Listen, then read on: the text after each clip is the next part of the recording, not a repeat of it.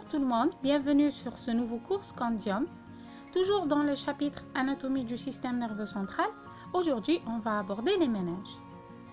Les méninges représentent les enveloppes protectrices et nourricières du système nerveux central, c'est-à-dire elles enveloppent et protègent l'encéphale et la moelle spinale. Mais pas que ça. En effet, les méninges recouvrent également les nerfs crâniens et les racines rachidiennes. Elles comprennent trois couches qui se superposent de dehors en dedans. La couche la plus externe est une couche périphérique appliquée contre la paroi osseuse, c'est ce qu'on appellera la durmère. La couche la plus interne est en contact direct avec le système nerveux, c'est l'apimère. Entre les deux, une couche intermédiaire qu'on appellera l'arachnoïde. Les méninges sont fréquemment le siège d'hématomes consécutifs à un traumatisme, une pathologie vasculaire ou hypertensive. Elles peuvent également être affectées d'une infection, c'est ce qu'on appellera la méningite, qui peut être d'origine bactérienne, virale ou parasitaire.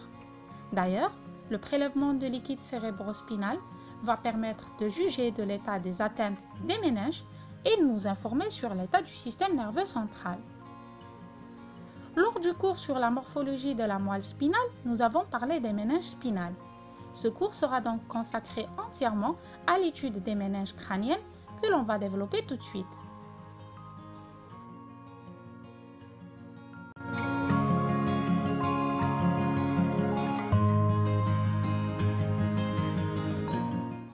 On va commencer par l'étude de la structure de chacun des feuillets méningés.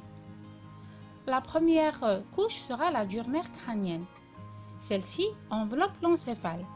Logique parce que c'est la couche la plus externe. Elle est de structure fibreuse, de couleur blanc nacré. Elle est constituée également de deux couches, une couche externe et une couche interne qui sont séparées par l'espace subdural qui contient les sinus veineux. La couche externe de la durmère est épaisse.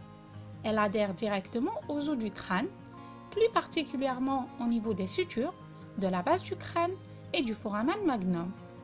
Elle se prolonge jusqu'au foramen du crâne et se continue avec la sclère de l'œil. Elle correspond au périoste des os du crâne. Alors juste une petite note clinique. Certaines zones moins adhérentes vont se décoller en présence d'un hématome accompagnant une fracture du crâne par exemple. C'est le cas de la région temporopariétale de la durmère dénommée zone décollable de Gérard Marchand, qui est le siège privilégié d'hématome extradural dû à une lésion de l'artère méningée moyenne. Cet hématome peut refouler les structures cérébrales et engendrer un engagement temporal. La couche interne de la durmère par contre est mince. Elle est adjacente à l'arachnoïde. La particularité, c'est que cette couche va émettre une série de prolongements et de cloisons de disposition sagittale et transversale. Ces cloisons vont permettre de compartimenter la boîte crânienne et de séparer les différentes structures entre elles. On citera la faute du cerveau, la faute du cervelet, la tente du cervelet et le diaphragme de la selle. La faute du cerveau est la portion de la durmère qui forme une cloison verticale située dans la fissure longitudinale du cerveau. Elle sépare les deux hémisphères cérébraux. Elle a la forme d'une faute, comme son nom l'indique, dont la hauteur maximale est postérieure et mesure 5 cm environ. Cette hauteur va justement diminuer d'arrière en avant, où elle va mesurer 1 cm uniquement.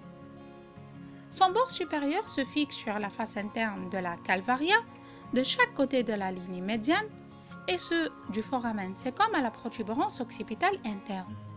Il contient le sinus sagittal supérieur. Le bord inférieur est libre et mince. Il est concave, ce qui lui permet d'épouser la convexité du corps calleux. Il contient le sinus sagittal inférieur et répond à la face supérieure du corps calleux. Donc, si vous devez retenir quelque chose, c'est que les deux hémisphères cérébraux sont séparés par la faute du cerveau, qui est une portion durmérienne, et le corps calleux, qui est une formation de substance blanche. Revenons maintenant à notre faute du cerveau. Son sommet est antérieur et il s'insère sur la crista galli.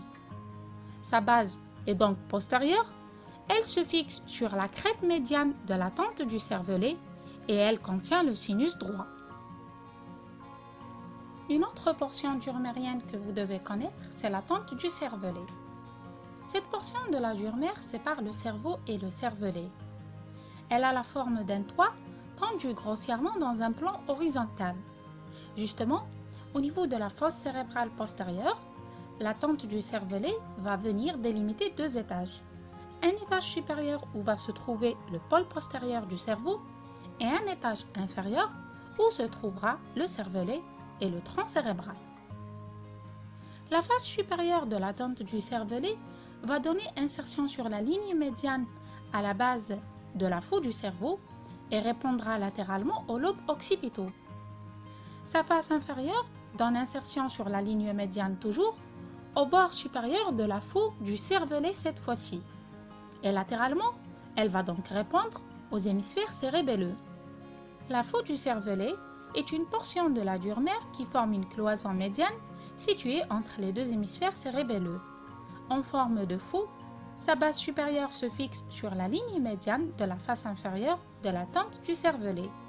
Comme pour la foue du cerveau, elle va venir donc séparer les deux hémisphères cérébelleux. Enfin, le diaphragme de la selle, qui est une portion de la durmère constituant une cloison horizontale située au-dessus de la selle turcique.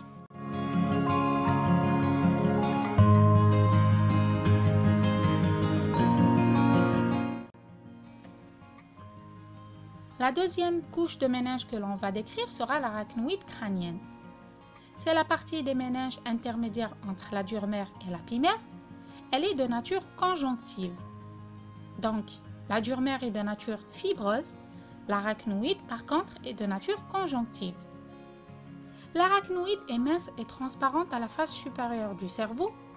Elle est par contre épaisse et opaque à sa base. Elle va venir envelopper l'encéphale et elle s'insinue dans la fissure longitudinale accompagnant la foue du cerveau. L'arachnoïde présente des excroissances dans les sinus veineux du cerveau. Ce sont les granulations arachnoïdiennes de Pacchioni, qui sont de petites formations molles et arrondies, souvent groupées. Elles apparaissent généralement vers l'âge de 18 mois et augmentent de volume et de nombre avec l'âge. Ces granulations arachnoïdiennes participent à la résorption du liquide cérébrospinal de l'espace subarachnoïdien vers les sinus veineux du cerveau. Entre l'arachnoïde et la pimère apparaît un espace disposé tout autour de la moelle spinale et de l'encéphale. C'est l'espace sous-arachnoïdien dans lequel circule le liquide cérébrospinal.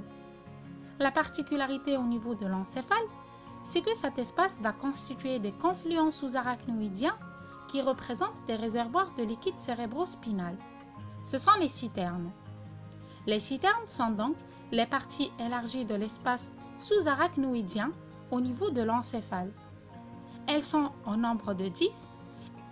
On citera la citerne péricaleuse, la citerne de la lame terminale, la citerne chiasmatique, la citerne interpédonculaire, la citerne ambiante située autour du mésencéphale, la citerne de la grande veine cérébrale appelée également la citerne quadrigéminale, qui est une citerne profonde de l'encéphale située entre le cerveau et le cervelet, la citerne pontique située entre le pont en arrière et la partie basilaire de l'os occipital en avant, et enfin la citerne cérébello-médulaire postérieure, appelée également grande citerne, qui est la plus grande des citernes comme son nom l'indique.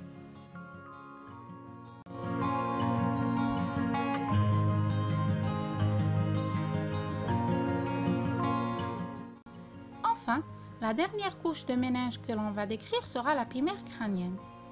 C'est l'enveloppe la plus interne comme on l'a dit tout à l'heure. Elle est donc en contact direct avec le névrax.